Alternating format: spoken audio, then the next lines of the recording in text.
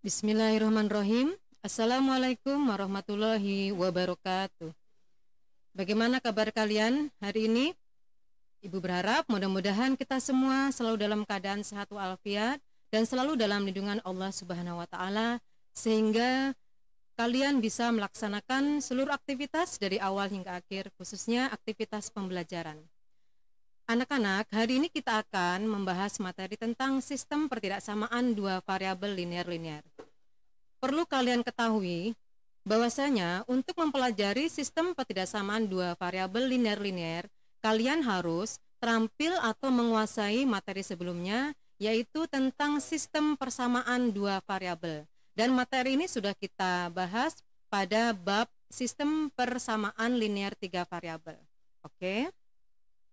Nah, kemudian kalian juga harus terampil dalam materi ini karena sangat terkait dengan materi program linear di jenjang kelas 11 untuk matematika wajib. Adapun langkah-langkah dalam menentukan himpunan penyelesaian sistem pertidaksamaan dua variabel linear adalah yang pertama, ubah pertidaksamaan menjadi persamaan linear. Yang kedua, menentukan titik potong masing-masing persamaan linear bisa dengan bantuan tabel atau dengan cara substitusi. Jika titik potong pada sumbu X maka Y-nya sama dengan 0 dan sebaliknya jika titik potongnya pada sumbu Y maka nilai X-nya sama dengan 0. Langkah berikutnya adalah membuat grafik dengan memperhatikan jika tanda ketidaksamaan pada soal adalah lebih dari atau kurang dari, maka grafik pada sumbu koordinat berupa garis putus-putus. Tetapi, jika tanda ketidaksamaan tersebut pada soal lebih dari sama dengan dan kurang dari sama dengan, maka grafik pada sumbu koordinat berupa garis yang menyambung atau tidak putus-putus. Yang keempat adalah, kita lakukan uji titik, kita ambil titik yang paling termudah yaitu titik 0,0. Jangan lupa, untuk hasil yang lebih valid, maka kita coba ambil dua titik lagi ya. Nah, yang terakhir yaitu menentukan daerah arsiran sebagai penanda daerah penyelesaian. Oke. Berikut, ini ada contoh ya. Tentukan daerah himpunan penyelesaian dari, nah ini ada dua option. Nah, kita akan bahas yang pertama yaitu option A. X plus 2Y kurang dari 4. Nah, tanda kurang dari bisa juga dibaca lebih kecil ya. Nah, di sini kalian bisa membedakan dengan pembahasan sistem persamaan linear dua variabel. Nah, di pembahasan sistem persamaan linear dua variabel itu ada tanda sama dengan, sebaliknya pada materi ini itu diikuti oleh tanda ketidaksamaan. Mungkin Ibu perlu mengingatkan kembali, tanda ketidaksamaan itu seperti kurang dari, lebih dari, kurang dari sama dengan, dan lebih dari sama dengan. Oke, kita akan lanjutkan untuk membahas soal option A ya. Seperti langkah-langkah yang sudah disampaikan tadi, yang pertama kita ubah pertidaksamaan X plus 2Y kurang dari 4 itu menjadi persamaan, sehingga X plus 2Y sama dengan 4. Di langkah berikutnya kita tentukan titik potong terhadap sumbu X, di mana Y-nya sama dengan 0. Lalu kita substitusikan pada persamaan tadi, ingat, ini sudah kita ubah ke dalam bentuk persamaan ya untuk pertidaksamaan tadi. Nah, X plus 2Y sama dengan 4, X plus 2 kali 0, karena Y-nya tadi sudah kita ganti dengan 0 ya, sama dengan 4. Maka, X plus 0 sama dengan 4, X sama dengan 4. Jadi titik potongnya adalah 4,0. Berikutnya menentukan titik potong terhadap sumbu Y, berarti X-nya sama dengan 0. Seperti langkah tadi, kita substitusikan atau kita gantikan pada persamaan, maka 0 ditambah 2Y sama dengan 4, 2Y sama dengan 4, Y-nya sama dengan 2, sehingga titik potongnya adalah 0,2. Langkah berikutnya kita akan menggambar grafik ya. Pertama kita akan menggambar sumbu X-nya ya.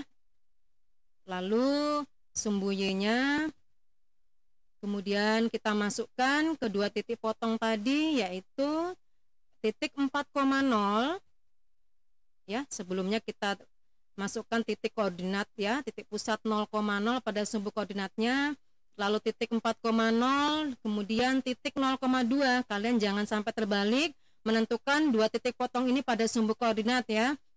4,0 berarti dia di sumbu X positif.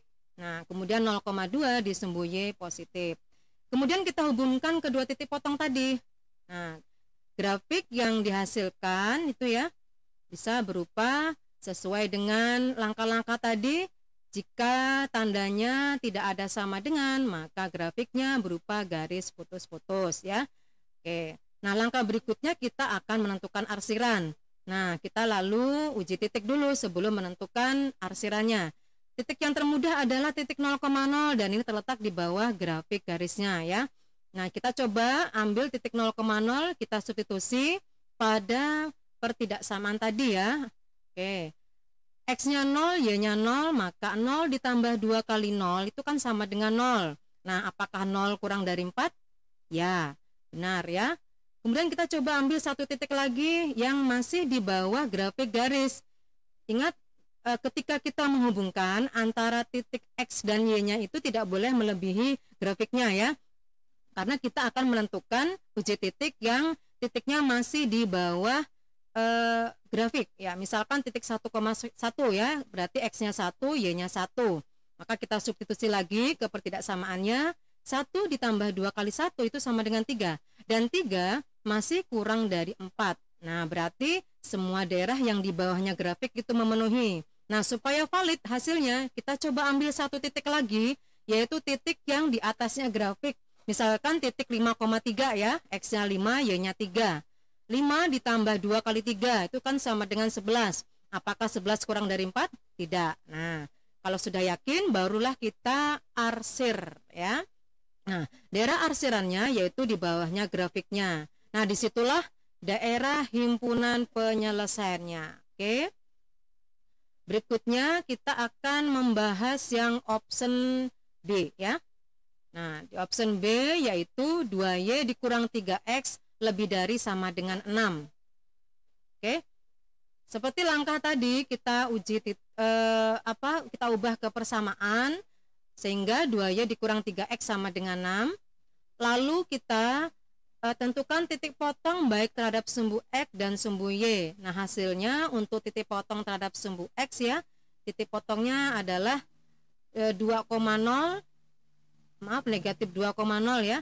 Nah, kemudian untuk titik potong terhadap sumbu Y yaitu 0,3. Nah, langkah selanjutnya kita menggambar grafik. Pertama kita coba membuat sumbu X-nya, lalu sumbu Y-nya ya. Kemudian kita masukkan titik pusat 0,0 pada sumbu koordinat. Lalu kita masukkan titik potong yang pertama 0,3 ya di sumbu Y positif, yaitu di atas. Kemudian titik potong negatif 2,0 yang terletak di sumbu X negatif. Nah, langkah berikutnya kita hubungkan kedua titik potong tadi. Nah, kalian bisa lihat grafik yang dihasilkan berbeda dengan soal di option A. Nah, di sini garisnya menyambung atau tidak putus-putus karena tanda ketidaksamaan pada soal itu ada sama dengannya. Oke. Nah, langkah selanjutnya kita akan menentukan daerah arsiran. Seperti tadi kita ambil uji titik ya, titik 0,0 yang paling kecil, kita substitusikan kembali pada pertidaksamaan option B. Nah, X-nya 0, Y-nya 0, jangan sampai terbalik karena bentuk soalnya itu variabel Y terletak di depan sedangkan X-nya di belakang ya. 2 kali 0 dikurang 3 kali 0 itu kan 0 ya. Apakah 0 lebih dari sama dengan 6? Tidak ya. Kemudian ambil satu titik lagi yang masih di bawah grafik. Misalkan titik 1,1 ya. 2 kali 1 dikurangkan 3 kali 1 berarti negatif 1 ya. Apakah negatif 1 lebih dari sama dengan 6? Juga tidak ya. Nah, berarti kita coba satu titik lagi yaitu titik yang di atasnya atau di sebelah kirinya grafik ya. Yaitu titik negatif 3,1. Jadi X-nya negatif 3, Y-nya 1 ya. Jangan lupa jangan sampai terbalik ya. X-nya negatif 3, Y-nya yang 1. Berarti ketika kita substitusi pada pertidaksamaan menjadi 2 kali 1 dikurang 3 kali negatif 3. Berarti 2 kali 1 2, negatif 3 dikali negatif 3 positif 9. 2 ditambah 9 itu 11. Nah, 11 itu lebih dari sama dengan 6. Artinya daerah yang di atas grafik itu merupakan daerah arsiran. Disinilah letaknya himpunan penyelesaian. Oke. Nah, di sini kalian bisa membedakan sudah ya dari dua contoh pertidaksamaan baik option A maupun option B, mulai dari grafiknya yang berbeda berupa garis putus-putus maupun garis yang menyambung ya. Lalu posisi-posisi arsirannya itu sudah bisa dibedakan. Nah, yang terakhir kita akan menentukan daerah himpunan penyelesaian dari sistem pertidaksamaan dua variabel linear-linear. Nah, seperti yang Ibu sampaikan di awal, di sini dikatakan sebagai sistem karena lebih dari satu pertidaksamaan ya. Kalian bisa lihat pada tayangan. Nah, di mana di sini lebih dari satu pertidaksamaan. 5x plus 6y kurang dari sama dengan 60 dan 3x plus 4y kurang dari sama dengan 48. Nah, seperti langkah di awal tadi, di contoh sebelumnya, kita akan ubah semua pertidaksamaan ini ke bentuk persamaan. Lalu kita akan menentukan titik potong terhadap sumbu X dan sumbu Y. Nah, di sini Ibu coba berikan dengan cara tabel ya. Sebenarnya caranya sama dengan cara substitusi tadi ya. Nah, kalian harus hati-hati di sini cara membaca tabelnya ya. Di sini tabelnya digambarkan dengan cara dibaca secara baris ya. Jadi X-nya di baris pertama, Y-nya di baris kedua. Nah, kalau misalkan kalian mau membuat tabel secara kolom, berarti nanti posisi X-nya di sebelah kiri, sedangkan Y-nya di sebelah kanan ya. Nah, kalian bisa lihat pada pertidaksamaan yang pertama, ketika X-nya 0, maka Y-nya itu sama dengan 10 ya. Jadi kalau kita substitusi kembali ya, X sama dengan 0 tadi pada pertidaksamaan yang pertama, berarti 5 kali 0 ditambah 6Y itu kan sama dengan 60. Nah, 5 kali 0 itu 0, ditambah 6Y sama dengan 60, maka Y-nya sama dengan 60 dibagi 6. 60 dibagi 6 berapa? 10 ya. Jadi benar bahwa titik potong terhadap sumbu X-nya adalah 0,10. Nah, di sebelah kanannya pada saat Y-nya 0, X-nya berapa? Nah, 5X ditambah 6 dikali 0 itu sama dengan 60. Berarti 5X sama dengan 60, X-nya sama dengan 60 dibagi 5 yaitu 12. Jadi titik potongnya adalah 12,0. Nah, untuk pertidaksamaan yang kedua caranya sama, langkah-langkahnya sama ya, dari mulai menentukan ubah ke persamaan, lalu menentukan titik potong baik terhadap sumbu X maupun terhadap sumbu Y ya, dengan cara tabel juga. Nah, kemudian kita akan menggambar grafiknya ya. Pertama kita akan menggambar sumbu X-nya, lalu sumbu Y-nya ya. Jangan lupa kita masukkan titik pusat 0,0 pada sumbu koordinat. Kemudian kita masukkan titik potong untuk pertidaksamaan yang pertama yaitu titik 12,0 dan 0,10 ya. Nah, jangan sampai keliru dan sangat disarankan ketika sudah masukkan titik potong pada pertidaksamaan pertama langsung kita hubungkan dua titik potong tersebut untuk menghindari kekeliruan ketika kalian menghubungkan ya, karena di sini ada dua pertidaksamaan. Oke. Nah, di sini grafiknya berupa garis yang menyambung, tidak putus-putus karena tanda ketidaksamaannya ada sama dengannya.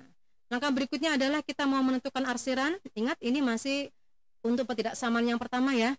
Kita uji titik 0,0 yang paling sederhana, kita substitusi pada pertidaksamaan yang pertama. 5 kali 0 ditambah 6 kali 0 itu sama dengan 0 dan 0 itu kurang dari sama dengan 60. Kita coba uji satu titik lagi, misalkan 1,5 ya. X-nya 1, Y-nya 5. Berarti 5 kali 1, 5 ditambah 6 kali 5, 30. Nah, 30 ditambah 5 itu 35 dan 35 masih kurang dari sama dengan 60.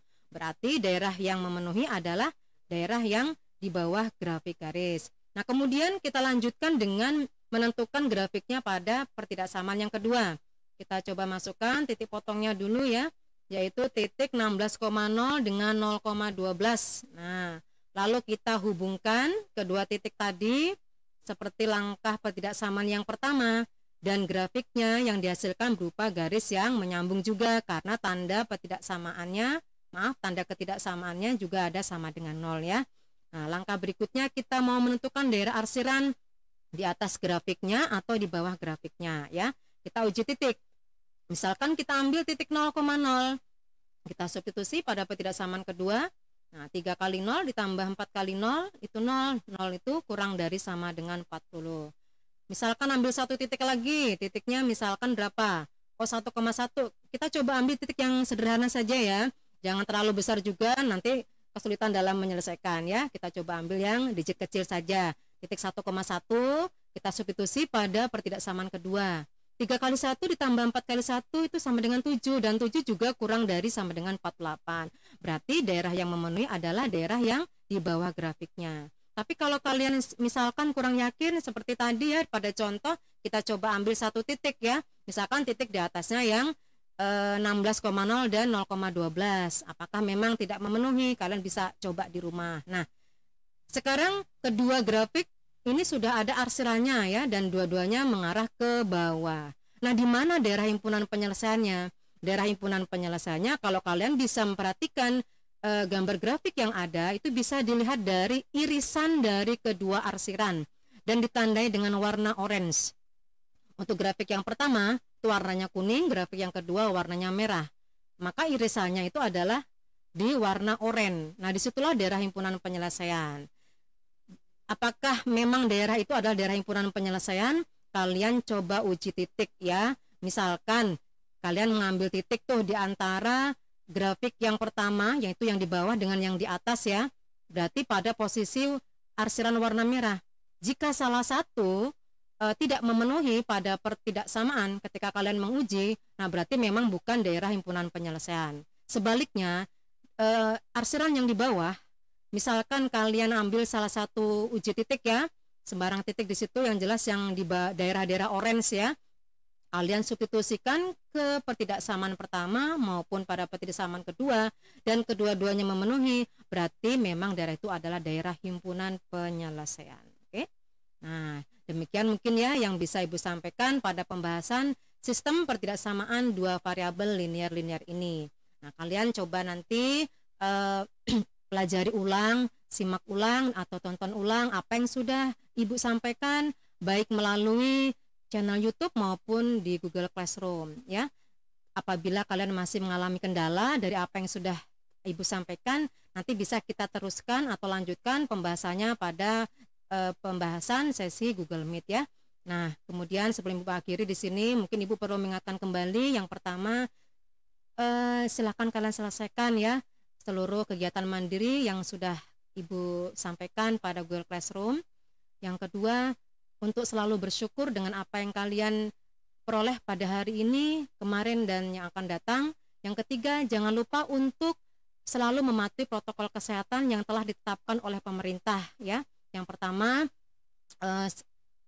wajib menggunakan masker ya. Sangat disarankan untuk double masker.